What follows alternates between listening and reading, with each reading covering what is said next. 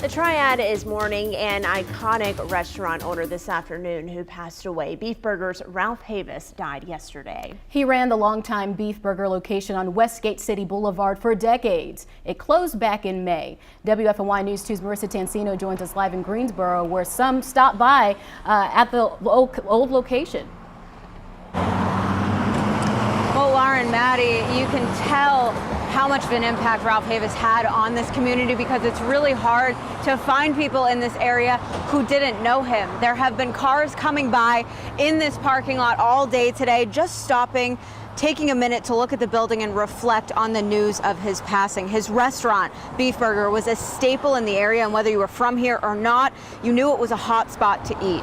Havis ran the restaurant for more than 50 years right here on Gate City Boulevard, which used to be known as West Lee Street. When the news of his passing reached the rest of the community, the outpouring of support started on Facebook. And we spoke with a few of the people leaving comments today. Kelly White has been coming here for decades and remembers not only the kind of atmosphere inside Beef Burger, but the home he says Ralph created for many. White says he was always kind, courteous, and welcoming to every single person that came in, and he will be greatly missed. I'm sad to see that the restaurant is gone, but as long as we keep his memory alive, you know, he's gonna always live forever in our hearts. You know, he's pretty much a cornerstone of the Gate City, Lee Street area, you know. Now, visitation services will be held at the Advantage Funeral and Cremation Services home on Van Story Street in Greensboro on Monday from 11 to 2. The funeral will be held at 2, and both of those services are open to the public. Marissa, thanks so much for that report. Ralph Havis was cherished by so many people in the community. Let's take a look now at how people are reacting to the news on our Facebook page. Francis Stockton says he will be missed. Karen Jacobson adds, a sweet gentleman, just a good man and a lovely person. Sandra Casey says, praying for family and friends. Ralph was a very special man and Greensboro loved him. Larry Coleman said, best burger place in town. He had the respect for everyone. Rest in peace, brother. Steve Wade said, RIP Ralph, loved the Beef Burger super cheese. Perry Lamb said, man, I'm coming home to get me some of them burgers and sauce. Rest in peace, Ralph. Now, unfortunately, Beef Burger did close down after Mr. Havis decided not to renew the lease earlier this year. And someone did break the news to Perry there on our Facebook page. Niecy Nicole said, if only I haven't had a burger in a few years now, and now it's closed down. So many people, not only on our page, but across social media, are just sharing their condolences for his family and just talking about how good of a person he was. He said when they went into the restaurant, he really made everyone feel welcome. It was funny. So I wasn't as familiar with it when I first moved back to the Triad after 6 years of living in Florida. But one of the first stories I did with our videographer, Dave Fields, was to go out there and interview him and talk about this. Yes, it was like one of the first ones. And I loved it. But what I really love is the look of that building. And I hope whoever takes that over does kind of the same thing, because it looks like a 1950s building still with that iconic kind of mid-century modern design. It's really, it is an icon. And we just saw all the love that the community showed a couple months back when there was rumors it was closing. The line like wrapped around, excuse me, wrapped around the building. And you know, for something like this to happen, and people are still coming there today to pay their respects, just shows how important he was to this community. Yeah, that whole stretch of road right there at Gate City is so, I mean, there's a lot of history to Greensboro there. And even though it's morphing now and changing into different things, that's where a lot of people kind of grew up on that road. Yeah, he's been in the news a lot over his lifetime, not only the owner of Beef Burger, but he won the lottery twice, right? That's right. Yeah. I did not know that. So sending our thoughts to his family, absolutely. though. Certainly a giant in this community. All right, let's jump into your 4 to 5 roundup with some of your headlines. For several weeks, we've been celebrating a decrease in our coronavirus metrics. It's been the opposite. The state is reporting another increase in new daily cases. I learned of the 1,020 in the past 24 hours. It's adding to the upward trend we've seen over the past couple of weeks. Today's number is 25 higher than yesterday and much higher than previous days. It's been nearly 2 months since we've seen numbers this high. And a Triad firefighter who spent weeks battling coronavirus is finally home. 26-year-old Corey Spencer is a firefighter with the Pinecroft-Sedgeville Fire Department. He spent the last few days regaining his strength in a rehabilitation center. Spencer spent 41 days in the hospital and 33 days in the ICU on a ventilator. After all that time, Spencer is back with his family, something he says he's looking forward to the most. We had a chance to speak with Corey, hear what he has to say coming up tonight at 6 o'clock. And have you checked your bank account yet? First payments for the child tax credit went out via direct deposit today. $15 billion was sent nationwide to bank accounts or will be delivered by check. The payments are part of the American Rescue Plan's expansion to create advance payments for families before filing taxes next year. More than 1.1 North Carolina families will get a cut of $476 million. There is a lot to know about these payments and the portal you can use to change things like dependent information. Our Tanya Rivera explains everything you need to know at 5:30. Well, weather conditions today as compared to yesterday, a little bit different across the Triad. For one, I'm doing the weather outside because storms are not rolling into the central Greensboro area. Take a look at our sky cams though. This high point cam kind of a little darker than others as it's a little bit cloud cover moving in. Winston-Salem did sort of had some wet conditions a little bit earlier. This radar there, though, a different picture than this time yesterday. Those scattered pop-up storms, not so much the story here, very wide, but not everyone getting to see rain, especially not in Greensboro and northern Alamance County that really had to deal with the rain yesterday. The temperatures, though, speaking hot. 90s for you, even some upper 80s, 92 there. Overall conditions very warm and even muggy. Those dew points riding around those upper 60s, 70s. Giving typical July across the Triad. We're really feeling it. And the winds kind of taking that transition out of the south, really pumping in that tropical air mass from the tropics. Hot, humid. That's going to be the case again tomorrow. But the weekend does feature greater rain chances. And I'll have more details on that with the full 7-day in just a bit.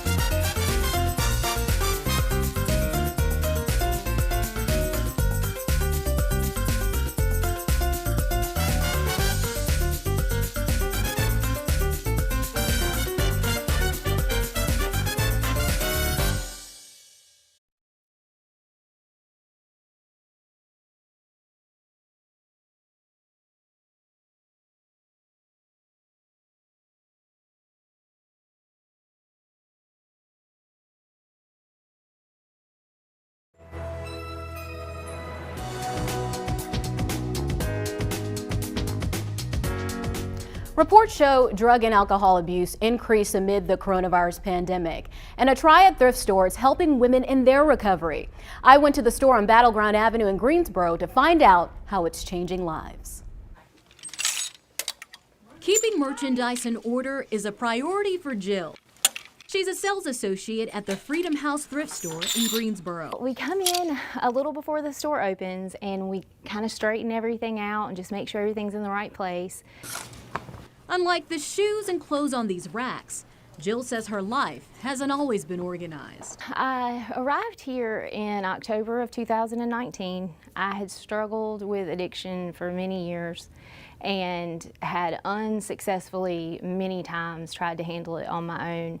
And I just progressively got worse. Jill is now in her second year of the Freedom House program, a Christ-based 2-year residential recovery program for women and their children. Like others in the program, working in the thrift store is part of her recovery. Right away, you start picking up skills in customer service, merchandising, time management, technical literacy, how to be task and goal-oriented.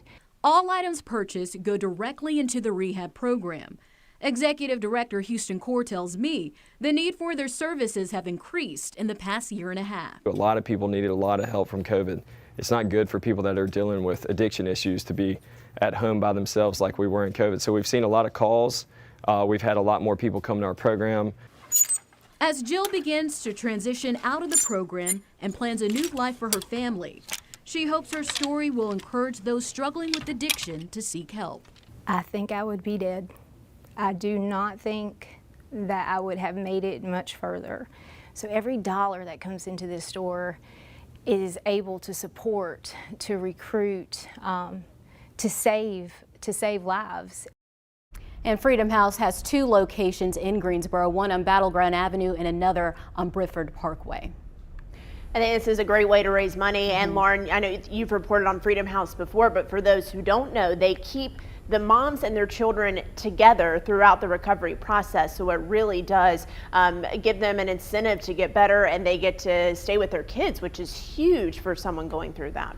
Yeah, that's the key, I think, and correct me if I'm wrong, Lauren, because I had heard about this. There's an event called Future Fund, and they try to help local nonprofits and kind of like a competition for grants. And these guys won some money in that competition because I've seen it over the last couple of years. But that's key in that process. It's part of the healing. It helps the healing happen faster when you can keep those families together. I mean, studies show that. Absolutely. When I first moved to Greensboro, I would drive past the Brifford Parkway location all the time.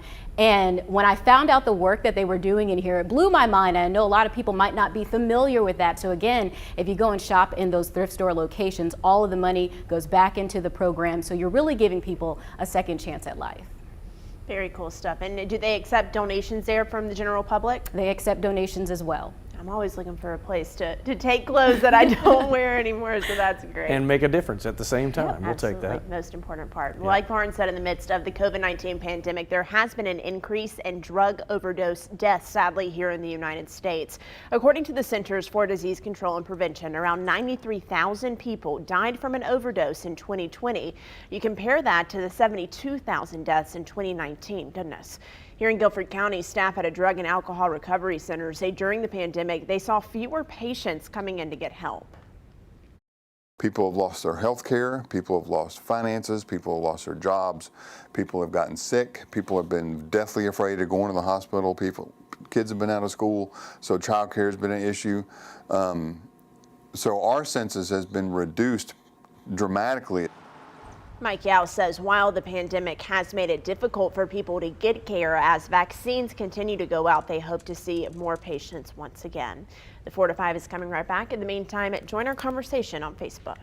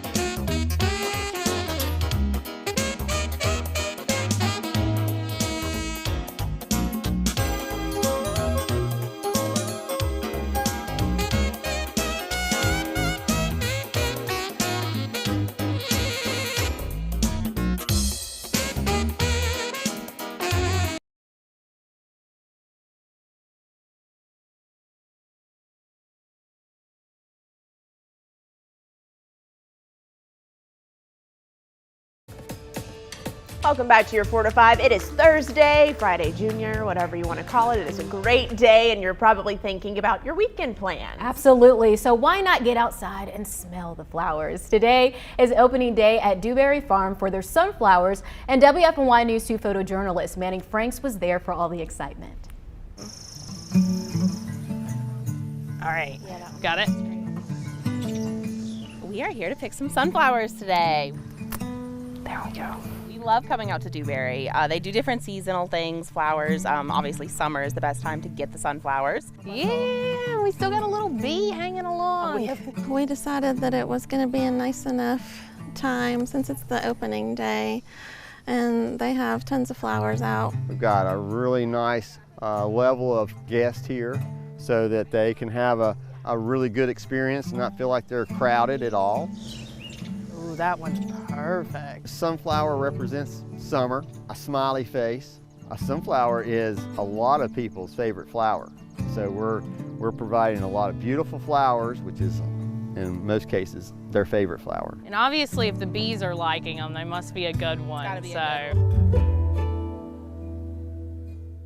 Very nice. It certainly is a beautiful day to go out and see some sunflowers, but remember, you do need to buy tickets in advance if you do plan on going. So that is the same farm in Kernersville that does the tulips in the spring, and beautiful, beautiful tulips in all different colors. And I've been out there for that event. Not the sunflowers, but that is gorgeous. Our drone redbird too. Oh, those that's images, right, yes. God. You see the little bees? That And was just a beautiful ending shot. The sunflowers can be they can be massive if you let sunflowers grow to a certain point. They keep them kind of within reason, so it doesn't look like Little Shop of Horrors plant. But they get huge. They're beautiful. Those sunflowers were definitely picturesque. I mean, looking at the yellows and you kind of see there. I mean, overall today making for a nice day, like Lauren said, to go out and kind of see that. This weekend also not really looking the best either for getting to see some showers and storms. We're going to see some showers and storms, so not the best to go outside to see sunflowers, but it's summertime. And pollen at least is low, so I mean, go out and see it. This time lapse kind of showing what we saw today, at least here in Truist Field. Nice cumulus clouds making their way through parts of this area, and then even now right here in Greensboro, that's what we're seeing. This radar kind of showing some spots of showers, but definitely not the case of like what we saw yesterday. Being in this typical summer-like pattern, the chance of scattered storms means how and where will they develop is the big question when we get to the afternoon. So as we zoom out though, looking at the East Coast, take here to the Great Lakes. This right here, you can kind of draw a cold front right about here. This is what I'm paying close attention to as we go through the course of the weekend, because that's expected to drop a little bit further south and change weather around here. As long as we're in this pocket of where high pressure is going to be continuously pumping in tropical air and moisture, we're just going to feel hot and humid heading out the door. When that cold front drops further south, that increases the chance of showers and storms. That's what I was talking about for the weekend. So tonight, partly cloudy skies, 70s for you in the foothills as well. Tomorrow we'll warm back up. I'm starting to sweat a little bit out here. So we're going to be warming back up again tomorrow, and then for the weekend, greater showers and storm chances for you.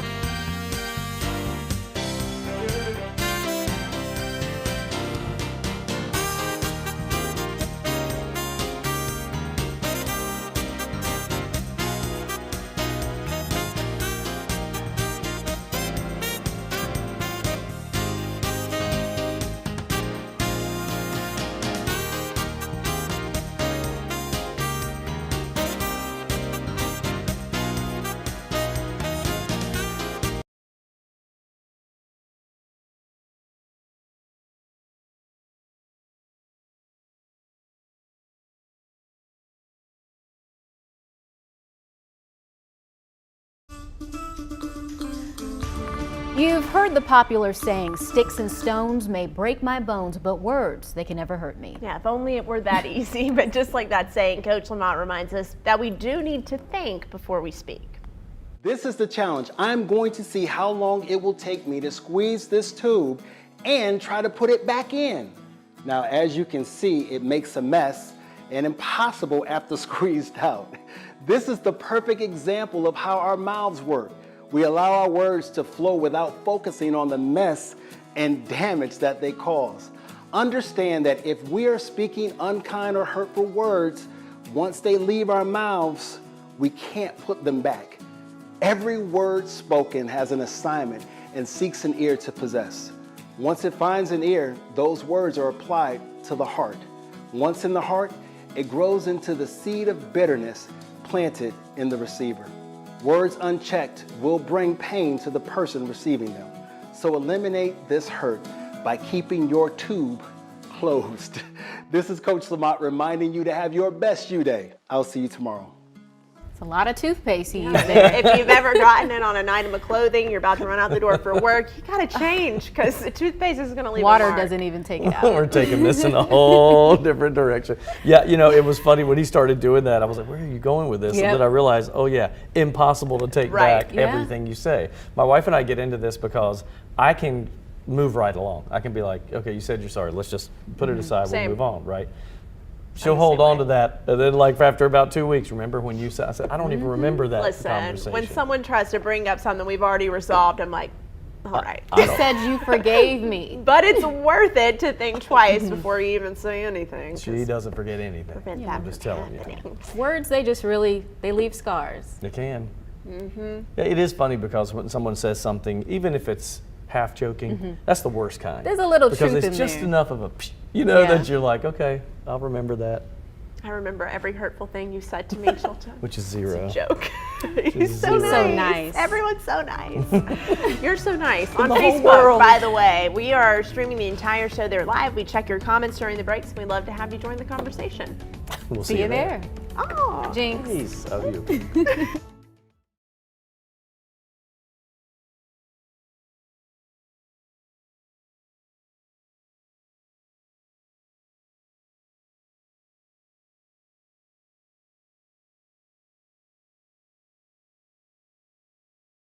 Here. I'm just gonna say, y'all. 1, 2, 3, 4, 5, 6, 7, 8, 9, 10. Hey there, mic check. 1, 2, 3, 4, 5, 6, 7. Oh, hello, everyone. Hello, hello, hello. It is Thursday. Tomorrow's Friday. Hey, ice cold milk and an Oreo cookie, they forever go together. Mic check 1 2 3. Mic check 1 2 3. Mic check. Mic check.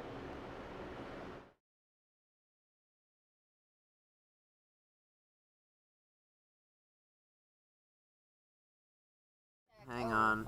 I got the wrong one on. Hold on. Hello? Go now, Hello? yeah. Mic check 1 2 3. Mic check 1 2 3. Mic check, mic check, mic check. Mic check. My mic sounds decent compared to what. Oh, yeah, you can hear. Yeah, I can.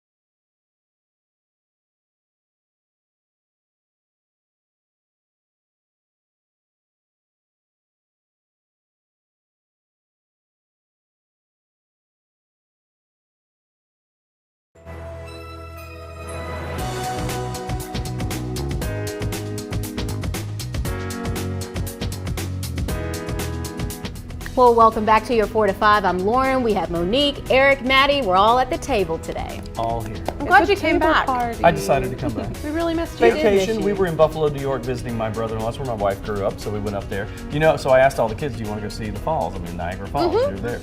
And my littlest Drew, no. Wait, let me show you a video. She can watch a YouTube video. That's what I was about to say. You don't have to go anywhere anymore. You just Google it. The rest of them were amazed. I've never seen Niagara Falls. It's I haven't really either. cool. I haven't either. That'd You be haven't? something fun to do. Yeah. So wait till you can go to the Canadian side, because believe it or not, that's the better view. But they won't let, Canada's like locked down. You're not coming in. Very cool. Yep. But do you know what's also cool today? What's that? A Greensboro teen is feeling very lucky today with $125,000 to go towards her college education. She's one of the 2 winners of North Carolina's second vaccine lottery drawing. 16-year-old Jessica Klima is a high school student in Greensboro, and she plans to use her scholarship towards going to school to become a physical therapist. She says she was inspired by her parents to get vaccinated. When they called from the state and told my parents, then my whole family was happy, started jumping, screaming. A couple days later, they still can't believe it. Congratulations, Jessica. Natalie Everett from Pineville. She was the winner of the $1 million prize. And in the first lottery drawing, a woman from Forsyth County won that big prize. So we know winners, they are coming here for the Triad. Remember, you still have 2 more chances at the $1 million or the $125,000 scholarship prizes. All you have to do to enter is go out and get your COVID vaccine. We have some sad news to report this afternoon. Longtime beef burger owner Ralph Havis died at 78 years old. The burger joint owner has owned and operated the restaurant for more than 50 years. You know where it is, right there on Westgate City Boulevard. Havis recently made the decision not to renew his property lease, which led to the closing of Beef Burger. Visitation services will be held at Advantage Funeral and Cremation Services on Van Story Street Monday from 11 to 2 p.m. and it is open to the public. And Havis was a community icon, just like his restaurant. Bryson Hill says Greensboro legend. Sandra Casey praying for family and friends. Ralph was a very special man and Greensboro loved him. And Penny Thames says thank you to your community service. WFNY News 2's Marissa Tanzino is live at Beef Burger, where she spoke with people who knew Ralph and loved his restaurant. Hear from her more tonight at 5. In Burlington, residents are being advised to boil their water after a routine sampling found E. coli at a city water system location. The positive sample came from an outdoor spigot of a home. Samples taken within the water system upstream or downstream of the spigot showed no bacteria, suggested this is an isolated problem. Even though it's not a widespread problem, federal and state regulations still require residents to boil their water until further notice.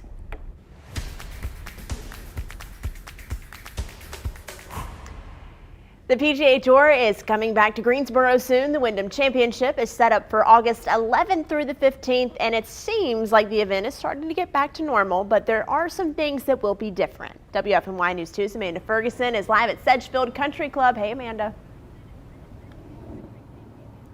Hey, 4 weeks from today, the Wyndham Championship will be here at Sedgefield Country Club, and fans will be able to be here once again. Crews have been preparing, setting up for the big week, but before you get out here, there are some things you need to know. Everything is digital this year. Organizers tell me you have to buy tickets online. You won't be able to buy them here at the gate. They also tell me the event will be following North Carolina guidelines. You won't have to wear a mask if you're fully vaccinated. If not, they ask you to wear one if you cannot social distance. The Wyndham is still looking for volunteers. Organizers tell me this year is light compared to years in the past. So what roles do they need to fill? I'll give you a hint. We'll talk more about it coming up on WFNY News 2 at 6. And happening tonight, a town hall meeting for the greatest homecoming on earth, Aggie Pride, will be celebrated in full force this fall. Leaders meet tonight at 7 to discuss this tradition. North Carolina A&T canceled events last year, but get ready for homecoming starting October 24th. The football game is scheduled for October 30th. School leaders say some restrictions will be in place, and we'll keep you posted on what is discussed in that meeting on WFNY News 2 at 11. Helping people get back on their feet one job at a time. That's what groups like Guilford Works and NC Works Career Center are really focused on right now. Employers met with job hunters at a hiring event today. The demand for workers is high right now. That's no surprise, but the search for work is starting to pick up. Many workers are hoping for some relief from COVID-19. I thought it was a great chance to be able to come out and try to get employment to better my life and living situations. With being stuck in the house, it's hard. It's been a hard challenge to be able to find jobs, to be able to pay bills and take care of family. Warehouses, law enforcement agencies, and retail are hiring, but they're not the only industries struggling to find workers. Even the North Carolina Zoo is feeling the sting of not having enough staff. Coming up on WFMY News 2 at 6, we're going to look at what's temporarily closing at the zoo until they can hire more workers. Well, it is payday for mom and dad. The first payments for the child tax credit hit bank accounts today. Now remember, this is an advance credit for families from the American Rescue Plan that will be made once a month through December. Parents will get $300 for each child who is younger than 6 and $250 for each kid aged 6 to 17. Payments will total half of the credit. You'll get the other half next year. Now you can opt out of these payments so you can collect all of the money when you file taxes. Of course, we'd never make you figure out how to do this on your own. We have a detailed instructions list on our website. You can find many stories about the child tax credit on our website underneath the Who Wants to Know section. We'll help you opt out and learn more there.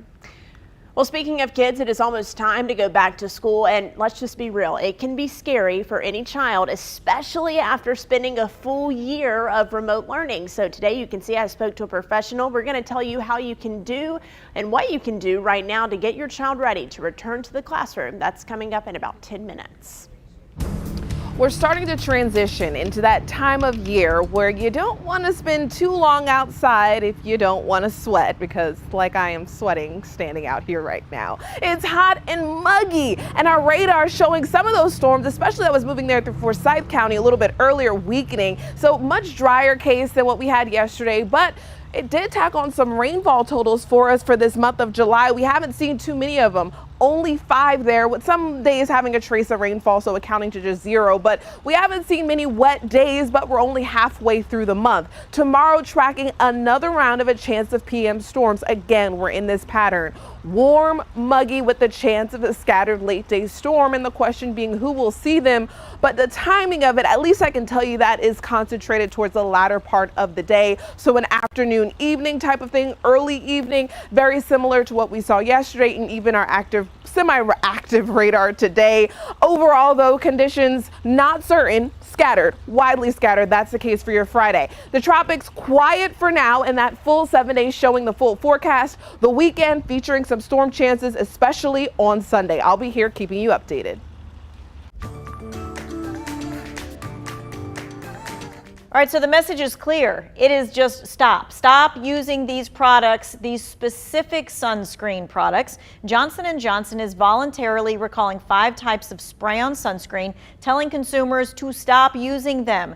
Neutrogena Beach Defense, Cool Dry Sport, Invisible Daily Defense, Ultra Sheer, and the Aveeno Protect Plus Refresh. So again, it's these 5. All of them are the spray-on sunscreens. And so you need to know what those 5 are and see if you got them. Right, because they were part of that long list of sunscreens that were called into question. That happened, what, a month ago? Right, and so with that, an independent pharmacy did their own study. They found the chemical benzene, and I'm putting it out here. I'm going to move out of the way so you can see it. Benzene. It was in dozens and dozens of products. And benzene can cause cancer, so I get why this is a big deal. Yeah. I guess the obvious consumer question is, why is it still being used? Okay, so benzene, right, sounds really similar to the other products that are in our sunscreens, like benzone with an O. That is an active ingredient, but this benzene, it kind of just happens in the process. There's no manufacturer that's intentionally adding it to the sunscreen product. Somehow it's in there as a contaminant. It's not clear how it gets in there. Is it one of the ingredients that got contaminated? Is it the process of making the lotion or the after sun product that somehow creates it? We're not sure. So the recall dates back to when Valisure, an online pharmacy and lab, tested products and found benzene, a known carcinogen, in 27% of the sprays and the lotions that they tested. Now that includes products like Neutrogena, Banana Boat, CVS, and much more. So far, this is the only voluntary recall that we're hearing about. So Johnson & Johnson with the Neutrogena and the Aveeno sprays, even though there was that whole list. But there are more out there from the study yeah. that maybe should be recalled as well. Yeah, and we have that whole link so that you can kind of look at all the products that Valisure tested. And again, they tested it. So now, you know, it's up to the companies to kind of look at it too. So if I have one of these sunscreens from Johnson & Johnson that is being recalled, like, can I get my money back? I mean, I would like to save $10 or whatever it costs. Yeah, because sunscreen is expensive. Yeah. I mean, you pick up one can of sunscreen and it can be anywhere from $8 to $12, sometimes $15. You can get your money back. This is how it happens. Again, stop using the products being recalled. Take this number down, grab a screenshot with your phone. You can call the Johnson & Johnson customer care line and request a refund. It's 1-800-458-1673. I have this online for you already. If you're not in a position to take the number down, we want to make sure that you have it. Hey, we have your health and your money in mind tonight at 5:30. We have 3 industry experts in to take your questions about the Affordable Care Act health deadline, which is a month from today. You can text 379-5775. Our experts can also take questions about Medicare signups and penalties. So we'll see you all at 5:30 with that. All right, before we head to break, we need you to go ahead, mark your calendars, take this information down. It is July 20th. You can see it right behind Lauren's head. 5 days away. And why is it so important you made it? Well, it's Tanya Rivera's birthday. It is the one day that I want you to share with me. I love that. And what better way to celebrate her birthday than by giving back? So Tanya, you're getting 2 wishes for your birthday. 2. Tell us what those 2 wishes are. Okay, because it's a big birthday, people. I'm just saying. So I'm getting 2 wishes. So here you go. Number 1 is put food on the table. And number 2 is to spread joy. Very great wishes. So how do you help her wishes come true? Well, you meet her at the Friendly Center, Harris Teeter, on July 20th. Anytime from 6 a.m. to 6 p.m. for a food drive.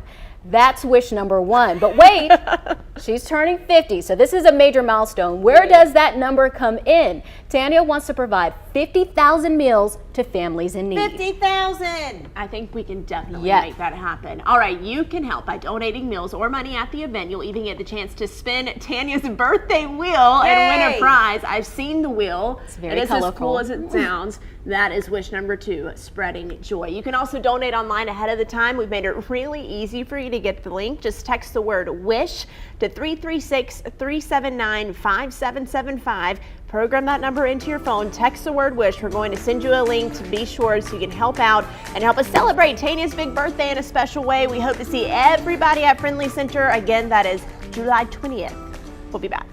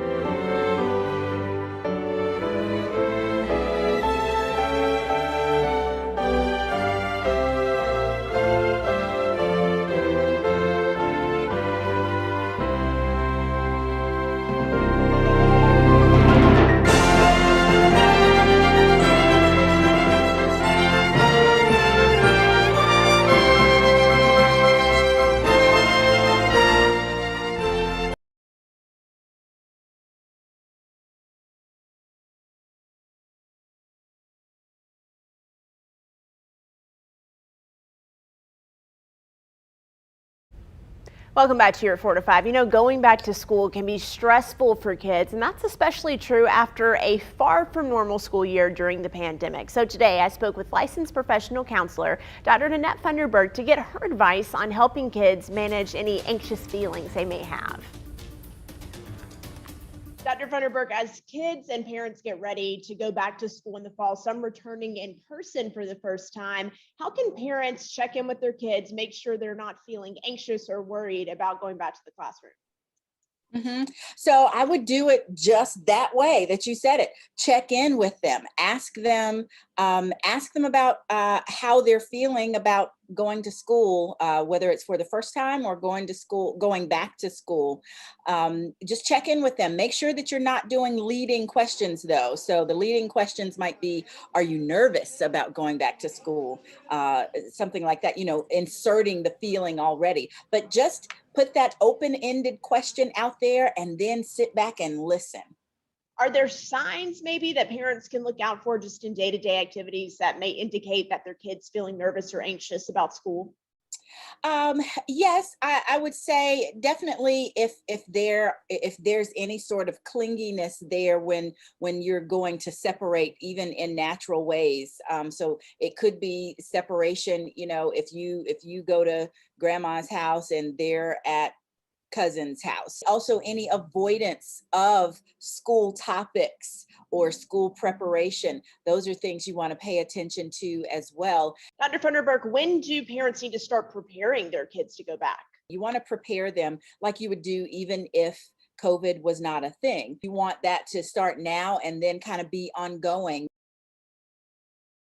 Good advice there. So Dr. Funderburg also told me it really isn't just kids who might be worried about heading back to class. Parents and caregivers also need to start checking in with themselves to make sure that they're managing all this change.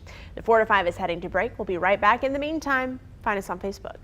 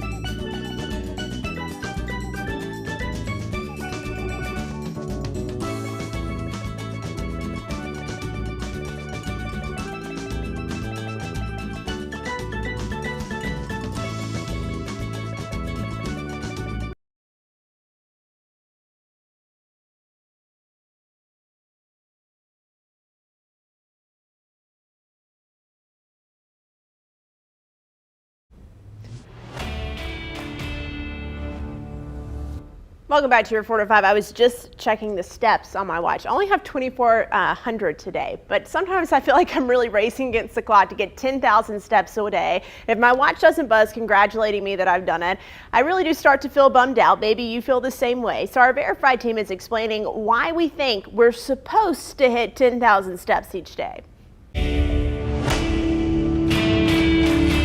Tracking your steps has never been more popular, and we got this question.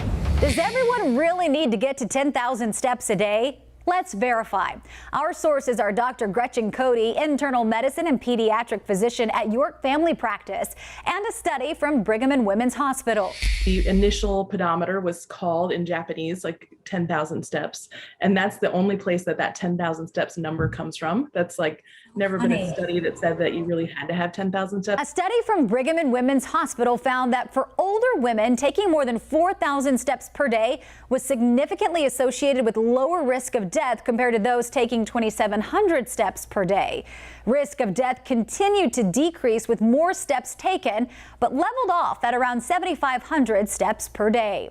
It absolutely depends on who you are. Some people, sure, it really works for you, because some people, to have that number goal to get to really makes a big difference. For other people, that really doesn't motivate them, so that it's not a big deal. But if you aren't pushing towards that 10,000 steps a day, you don't have to feel like you're failing at it, that you're not doing a good job.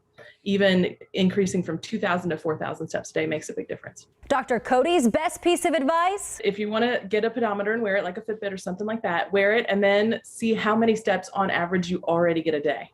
Then add to that 1,000 or 2,000 steps a day.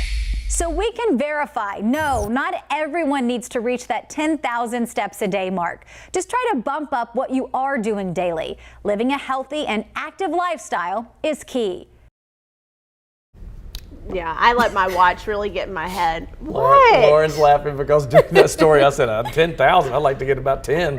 Because if I can drive, my wife gets mad at me because if Drew goes to play at our neighbor's house, which is literally down the street and one street up, I drive the car to pick her you don't walk her back. And she says, walk, walk. Oh, hey, Monique. Hey, I just caught that. Magic scientist I am. You just appeared. No, I mean, you track your calories and your fitness with your watch. This isn't the best day, y'all. I didn't exercise today. Didn't want to be put on the spot like that one. But no, I didn't walk today. Tomorrow, different story, especially because I go to Orange Theory. So definitely get those counts in every day when I go to Orange Theory. Right before we came back from that break, my best friend texted me and said, "Do you want to walk tonight?" And I was like, "Not really. Can we walk tomorrow?" And now you have the story and you're like, yeah, I was like, oh gosh. We should go for a walk after the show. Whoa. Walk in the parking lot. We can get our steps in real quick before we leave. You're really pushing it. There were people that used to have a group because there's a path out in I call it the back nine, because it's like woods. Yeah. But there is a path that goes all the way around and people used to walk it all the time. Those people were not me, but they did do it. We talk about this, like this is the problem. Now that I'm talking about this, I've let my watch know I'm here. Now I'm getting a scam call. So I'm on television. Everyone calm down. Scammers. Right now. All right, we know we can find out what the weather is because Monique is here. Well, we're talking about walking outside. I personally wouldn't do it with the mugginess in the air. It just isn't comfortable for walking. I prefer the fall or maybe the spring. Today, not one of those days. Here's some of the headlines kind of breaking down what you guys can expect starting for this weekend. I know it's Thursday, but it's Friday Eve, and so we can start talking about the weekend. So again, tomorrow, chance of widely scattered storms. Now, the chance for storms for the weekend does increase, but concerning Sunday, could potentially be some stronger storms that move through the triad. So I'll definitely be keeping a close eye on the radar on Sunday. And you're also welcome to download that WFMY News 2 weather app as well so you can follow along. Now, slightly cooler temperatures to start out next week, and I'll be here again with all the details. Bye-bye.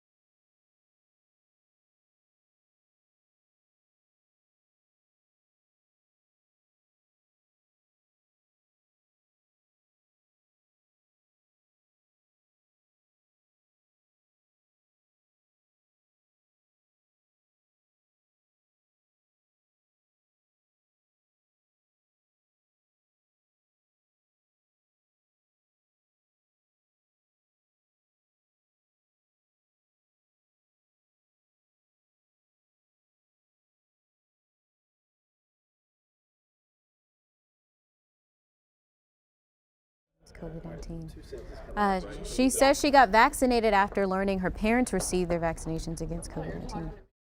Locked out. Oh, that's happened to me.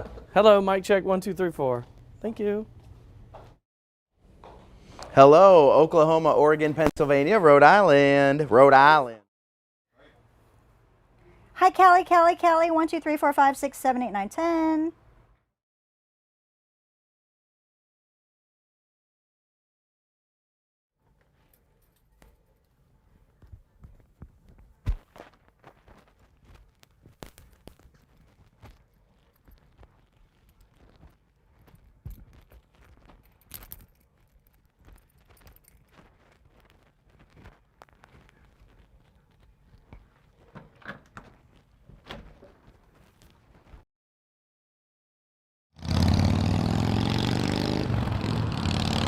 Hey, mic check, 1, 2, 3, 4, 5. Mic check, 1, 2, 3, 4, 5.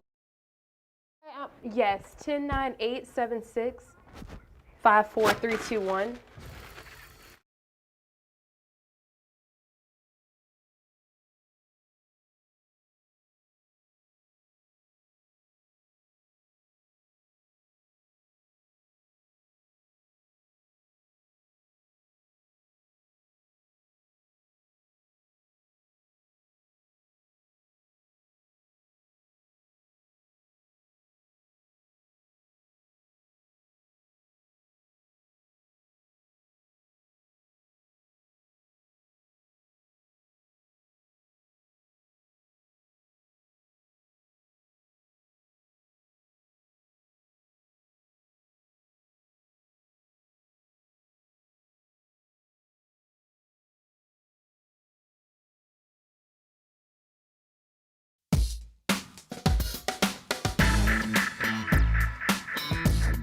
It's time for my 2 cents. I came across a post on Twitter this week. It detailed a conversation between a woman and a contractor who came to do some work at her house. She says she casually asked him if he had been vaccinated because her family had, and he told her that he had not. The tweet goes on to say that the two people had a calm, constructive conversation about why she chose to get vaccinated and he hadn't yet. There was no judgment, there was no argument, there was just civil discussion. Now let me just say this. This should not be shocking. We should not be surprised that people can talk about hot topics without it becoming a knockdown, drag-out fight to end all fights. All conversations should be respectful. But we know that isn't always the case. People have strong opinions about many topics, and just as many people disagree with those opinions. That's inevitable. But what if we didn't yell or scream or fight or post rude comments on social media to people who you don't see eye to eye with? What if we calmly explained our points and listened to the opposing opinion? What if instead of trying to make sure only your voice was heard, you took the time to listen and understand why someone feels differently? How you present your side says more about you than it does about your opinion. Be kind, be civil, be understanding. That's my 2 cents. That's your 4 to 5. WFMY News 2 at 5 starts now.